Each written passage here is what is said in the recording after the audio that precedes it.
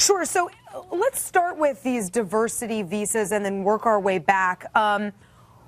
Which are more important, the diversity visas from your standpoint, the diversity visas or these high-tech visas, and which is likely to win out in this immigration battle? So, you know, this is the premise that we're always dealing with when it comes to immigration. It's these sort of false choices, right? And the problem here is much bigger than that. The real problem is that Congress dictates what these limits are. These limits are established by Congress, by congressional committees, and they're very arbitrary, and that's why this system doesn't make much sense.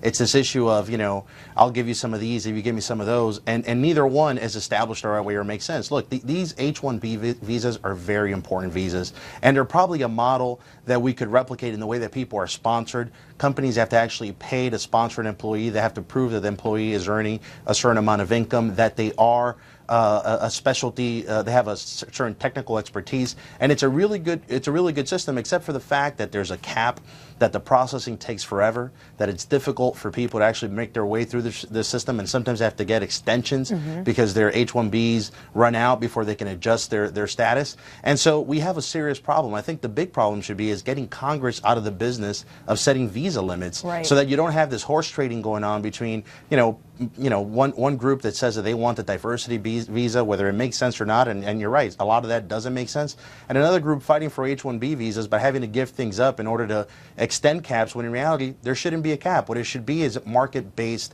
system where the market determines how many people we need. If Google needs to hire 100 engineers and the only place they can get them from is India, and maybe they're students, available, that's right. Let's make them available, and maybe they're already students that are in the United States. Right, and I know folks like Senator Marco Rubio and Congressman Raul Labrador have been talking about these high-tech visas for a long time. But why haven't some GOP members or some GOP voices been making more of this false choice and pointing out to folks, look, we all agree on this. Democrats are holding this up over these diversity visas. Well, I think the problem starts at the fact that Congress is involved in setting these limits. I mean, USCIS is responsible for our immigration processes with everything else.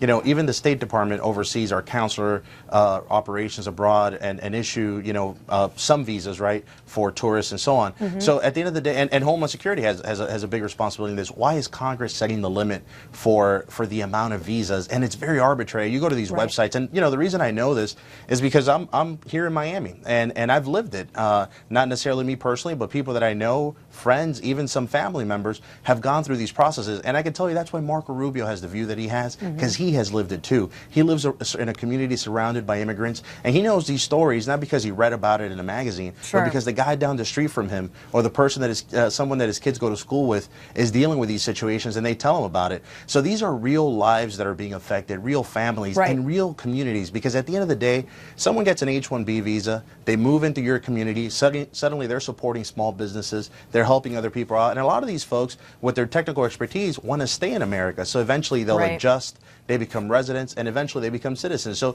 this is the kind of immigration that we should be supporting, that we should be encouraging, and this is where the debate needs to really I have a couple of observations for you guys that just immediately strike me. One is that it seems to be sort of news, at least to the Democrats, that we should be operating our immigration policy to the benefit of U.S. citizens, to the benefit of the U.S. as a country, and not as some sort of a global charity. We're sort of seeing this here, how they sort of are picking countries, different constituencies that don't necessarily, as Essie points out, benefit the U.S. The other side of this is how small the number is of highly skilled workers we're talking about in comparison to workers who are here who are not highly skilled, and also the politics surrounding this. I mean, the fact of the matter is, when they talk about making these numbers bigger, these people have to go through, we have to flip to the other side, the highly skilled workers have to go through tremendous amounts of hoops and nonsense in order to be here legally. So when they say things like amnesty wouldn't mean cutting to the front of the line, look what people have to do who we want to be here with high skills. It's incredibly difficult.